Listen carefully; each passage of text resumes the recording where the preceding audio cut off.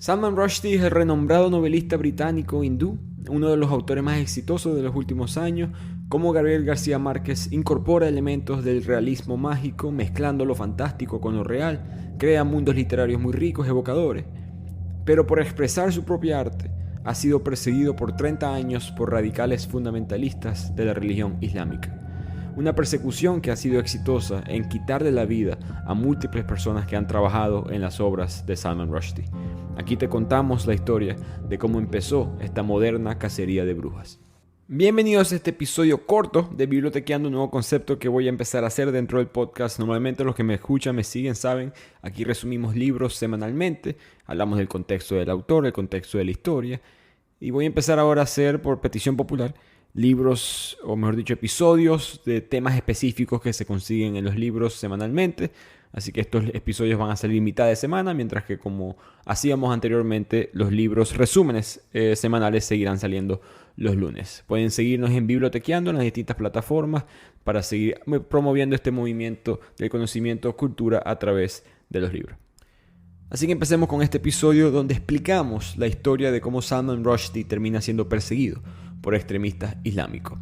El autor nace en 1947 en la India, pero muy joven se muda a Inglaterra a los 7 años de edad. Eventualmente se convierte en ciudadano británico y como persona en verdad se convierte muy occidental, por lo menos en sus valores y su manera de pensar. Él viene de una familia musulmana y esto es muy importante en esta historia. Pero eventualmente decide estudiar en la Universidad de Cambridge, un hombre muy inteligente, brillante, entra a una de las mejores universidades del mundo y empieza ahí su carrera como autor. Se hace famoso con Hijos de la Medianoche, pero venimos a hablar específicamente de su cuarta novela, Los Versos Satánicos, publicada en 1988. Los Versos Satánicos es una novela de realismo mágico, una historia muy interesante, dos actores musulmanes que vienen de la India, que compiten por la fama, compiten en un mundo de caos y magia. Cada uno se va a convertir como una representación del bien y del mal religioso, pero también en la historia de fondo se ve la formación de la fe islámica.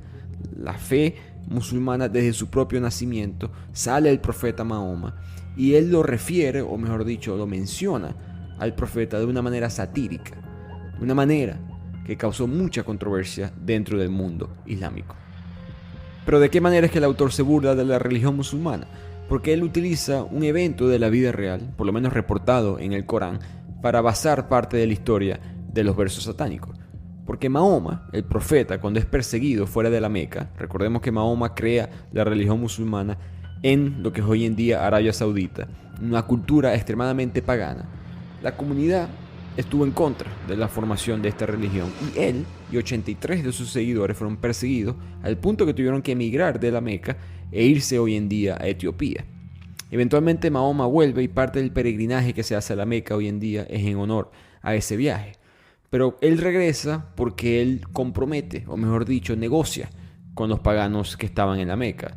Para poder regresar, Mahoma incorpora a 3 diosas preislámicas como deidades legítimas, que son Lat, Usa y Manat. Esas serían las únicas 3 diosas, además del dios Alá, que forman parte o formarían parte de la creencia musulmana, eventualmente escrita en el Corán.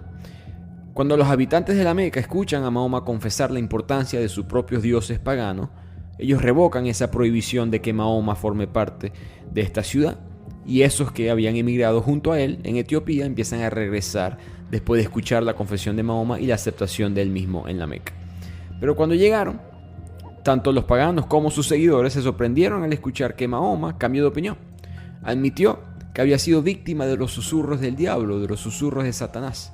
Así que esos versos que salen en el Corán, cuando él acepta a Lat, Usa y Manat, fueron conocidos después, hasta el sol de hoy en día, dentro de la religión musulmana, como los versos satánicos.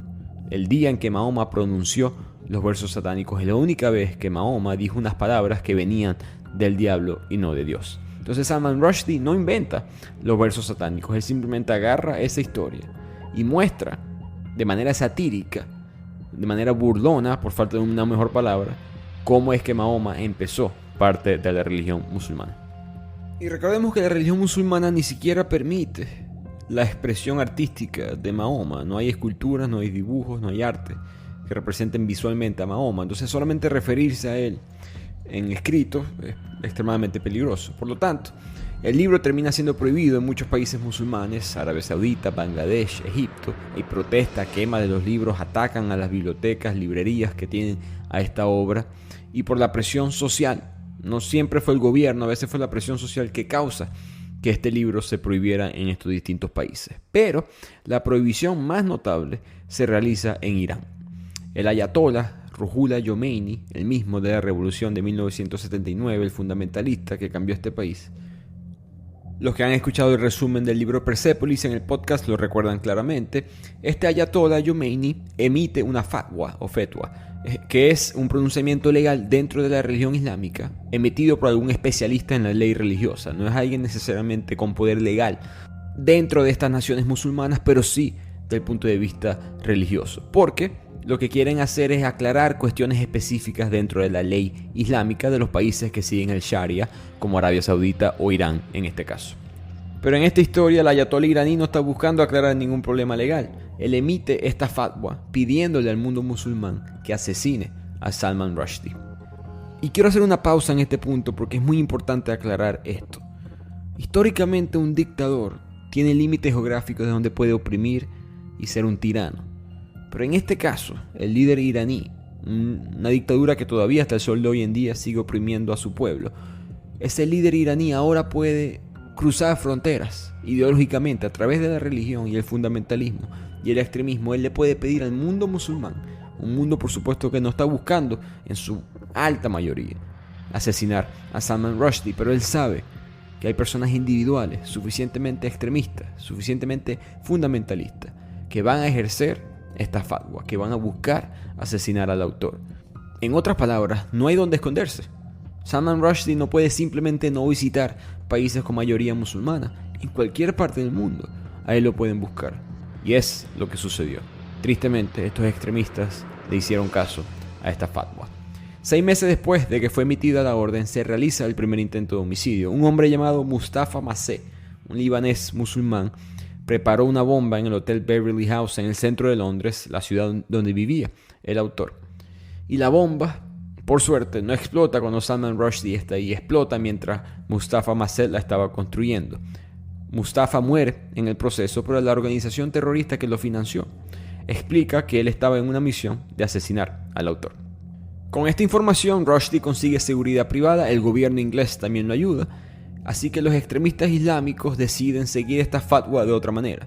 No podemos asesinar a Rushdie, por lo menos por ahora, así que busquemos asesinar a otras personas que fueron involucrados en la creación de este libro. Empiezan con la persona que tradujo los versos satánicos de Salman Rushdie al japonés, el hombre llamado Hitoshi Igarashi, que fue tristemente asesinado a cuchillazos por extremistas islámicos. Después vino William Nygaard, el editor noruego del libro, que recibió 3 disparos en la espalda, pero milagrosamente sobrevive. Después viene el editor italiano, Ettore Capriolo. Lo apuñalan en el pecho, lo apuñalan en la cara, milagrosamente también logra sobrevivir. Cabe destacar que la policía italiana nunca consiguió evidencia de que fueron islámicos, pero nunca se consiguió evidencia de ningún otro tipo de prueba. Por lo tanto, muchas personas creen que Ettore Capriolo también fue atacado por estos extremistas. Y después también vino el caso famoso del autor Aziz Nesin, que estuvo encargado de traducir la obra al idioma turco. En el año 93, él se estaba quedando en un hotel en el este de Turquía, y de repente militantes islámicos prendieron fuego a este hotel con el plan de asesinarlo. Hubo protestas fuera del hotel donde él estaba, no solamente militantes islámicos, sino también otros creyentes de la religión que pensaban que este libro era blasfemia. Murieron 35 personas en las manifestaciones, aunque el autor pudo sobrevivir. Como pueden ver, no son organizaciones necesariamente formales. Si el gobierno iraní mandara a su inteligencia a asesinar a Rushdie, probablemente lo lograrían. Pero decidieron utilizar estos amateurs, estos novatos radicales, una manera de limpiarse las manos hasta cierto punto. Pero el gobierno iraní lo quiere muerto. Por lo tanto, deciden ofrecer dinero a la cabeza de Salman Rushdie y pronuncian una orden o una recompensa de $3 millones a quien sea que pueda asesinar al autor. Una orden que todavía está efectiva, cabe destacar. Hoy en día paga casi $3,5 millones si puedes asesinar al autor. Así que Rushdie no le quedó de otra, tuvo que esconderse, buscar protección policial durante 9 años, parecido al sistema de protección de testigos. Él se esconde con una nueva identidad bajo el alias Joseph Anton. Durante 9 años, aún así, él no paró de escribir libros, escribió 4 libros más. Después Irán empieza a tener problemas económicos, la guerra con Irak, sanciones y la necesidad de mejorar relaciones económicas con varios países del occidente, principalmente Inglaterra, el país que es ciudadano del autor, los obliga a eliminar la orden del fatwa. Así que la fatwa ya no está emitida, pero la recompensa sigue activa. Así que cuando esto sucede, cuando la fatwa es levantada, finalmente Salman Rushdie vuelve a la civilización a principios de los años 2000. Y aquí todo parecía que volvía a la normalidad. Irán, el mismo ayatollah Ruhollah Khomeini, afirma que el gobierno ya no quiere que asesinen a Salman Rushdie. Como diría Nicolás Nassim Taleb, todos los rumores son falsos hasta que alguien los desmiente oficialmente.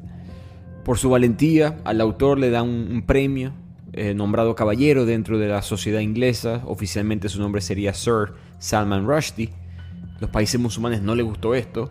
Pakistán e Irán expulsaron a sus representantes ingleses en su país, a los cónsules, a los embajadores. Pero dentro de todo, Rushdie parecía vivir en un mundo regular o digamos normal. Él seguía viviendo bajo protección, pero podía vivir libremente con su propio nombre en público. Pero todo se complica en el 2010 cuando él sale, según un reporte de inteligencia, en la lista de las personas más buscadas para ser asesinadas por la organización terrorista Al-Qaeda. Así que nuevamente tiene que esconderse por unos pocos meses, sigue con mucha protección y eventualmente sale o regresa nuevamente a la civilización, y en el 2012 iba a presentar en el Festival de Literatura de Jaipur en la India, pero le llegó un reporte de la inteligencia local diciéndole que había un asesino contratado, un sicario, ya esperándolo en este festival. Así que nunca fue a esa presentación, se vuelve a esconder, pasan los años y él mismo se dice que bueno, tengo que vivir mi vida, no puedo vivir con miedo y pensando en la seguridad en todos lados, eso no es vida tampoco, que se entiende. Pero eventualmente alguien dio con él. En el año 2022, el año pasado, de todos los lugares del mundo, en Estados Unidos, en un pequeño pueblo resort del estado de Nueva York, Rushdie estaba dando una presentación de literatura y de repente un hombre brinca al escenario y apuñala al autor en el cuello, en la cara y en el abdomen. Rushdie pierde un ojo, sufre daños severos a su hígado, pero milagrosamente sobrevive. Uno de los peores ataques a la literatura y a la libertad de expresión en tierra estadounidense. Creo que este ataque, como diría Irene Vallejo, muestra que los libros siempre han estado en guerra por muchos años. De milagro todavía los tenemos.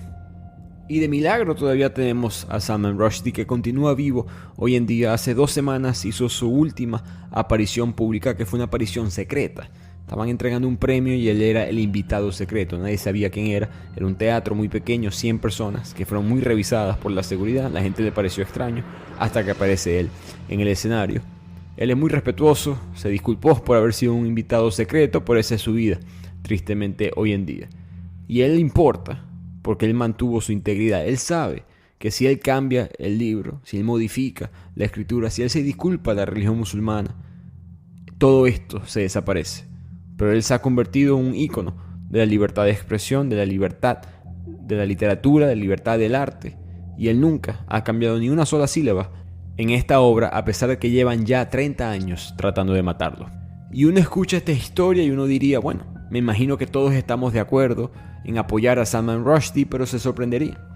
Hay varios grupos, tanto islámicos como no islámicos, que dicen que es irrespetuoso, ofensivo, discriminante hacer algún tipo de burla, insultar o ridiculizar las creencias sagradas de una cultura y sociedad, independientemente de que el autor haya formado parte de la misma, en el caso de Rushdie, que fue criado como musulmán. Básicamente argumentando que hay límites de la libertad de expresión. Aclaran que no están de acuerdo con el ataque, con los asesinatos, aunque no dudo que hayan personas que sí lo están. Es más, que el argumento de este libro nunca debió haber sido publicado, que este libro nunca debió haber sido impreso, y que al mismo tiempo las personas que hablan sobre este tema, sobre estos ataques a Salman Rushdie, como yo en este momento, están promoviendo la islamofobia. Y aquí les voy a dar yo mi opinión. El problema de la islamofobia, por supuesto, existe. La discriminación religiosa existe. No estoy rechazando la existencia. Pero no podemos cometer el error muy común, en mi humilde opinión, de categorizar toda crítica a una cultura, ideología, religión como una fobia. Fobia, la definición específica que consigues en un diccionario hoy en día, fobia es el temor intenso e irracional, de carácter enfermizo, hacia una persona, una cosa o una situación. Énfasis en la palabra irracional. Salman Rushdie no tiene ningún tipo de miedo irracional. Es perfectamente racional que su vida está en peligro por fundamentalistas de esta religión. Independientemente de cuál sea la religión, hay que criticar este tipo de comportamiento. Salman Rushdie debe de tenerle miedo a estos extremistas. Cualquier otro autor que quiera expresar una idea parecida tiene que tenerle miedo a estos extremistas. ¿Es ese miedo apropiado para todas las personas partícipes de la segunda religión más grande del mundo? Por supuesto que no. ¿Es racional pensar que el sistema islámico, religioso, gubernamental y militar busca perseguir y silenciar a Salman Rushdie o a otros autores? Eso es racional. Sin mencionar que sí lo hacen. Tenemos la fortuna de que Rushdie es un autor de renombre. Pero ¿cuántos periodistas ya no han sido víctimas de este sistema? No nos olvidemos de Charlie Hebdo. Si recuerdan la revista francesa satírica que el 7 de enero del 2015, en París, en Francia, sufrió un atentado terrorista por haber realizado una caricatura del profeta Mahoma. Al publicarse esa revista, entraron 2 hermanos musulmanes al cuarto de redacción de la revista, a sus oficinas, y llevaron a cabo un ataque armado. Entraron con rifles de asalto, mataron a 12 personas e hirieron a otras 11, solamente por haber formado parte de esta revista. Ellos estuvieron en la fuga por 2 días y después en esa fuga mataron a un policía. En el proceso, eventualmente, las fuerzas de seguridad francesas dieron con ellos y los asesinaron. Y un poco olvidado en ese ataque es que hubo un cómplice.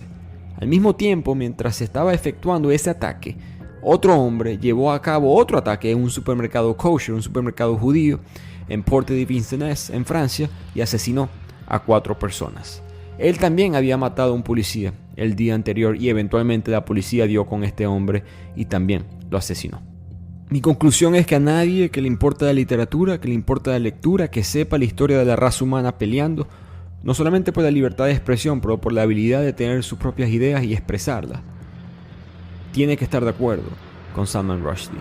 Aquí no se está promoviendo el odio hacia otros grupos de personas, se está promoviendo la defensa de poder expresar, de poder interpretar y tener tus propias ideas. Quiero terminar este episodio analizando una frase que dijo Salman Rushdie en medio de todo este caos.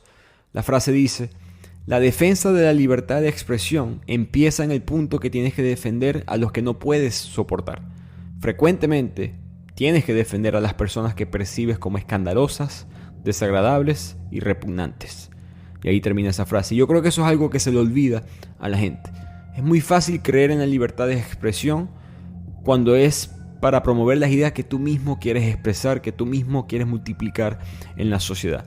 La verdadera prueba de si crees o no en la libertad de expresión es si defiendes o no el derecho de las ideas que no te gustan de ser expresadas. Fíjense cómo él dice en esa frase: la defensa de la libertad de expresión empieza. La palabra empieza. Antes de eso no hay libertad de expresión. Mientras tú estés apoyando ideas con las que tú estás de acuerdo, no estás apoyando la libertad de expresión. Esa es la prueba final de si crees en este valor o no. Un valor liberal, cabe destacar. Así que hay que tener mucho cuidado con cualquier movimiento político o cualquier individuo o organización que está promoviendo la libertad de expresión para sus propias ideas tener alcance a la sociedad. Esa no es la prueba. La prueba es cuando tengan que permitírsela a los otros grupos. Si me permiten una referencia de literatura, muchos hablan de la libertad de expresión, muchos hablan de la igualdad de las voces, de las opiniones, pero muchas de esas personas simplemente son los cerdos de rebelión en la granja. Todos somos iguales, hasta que unos son más iguales que otros.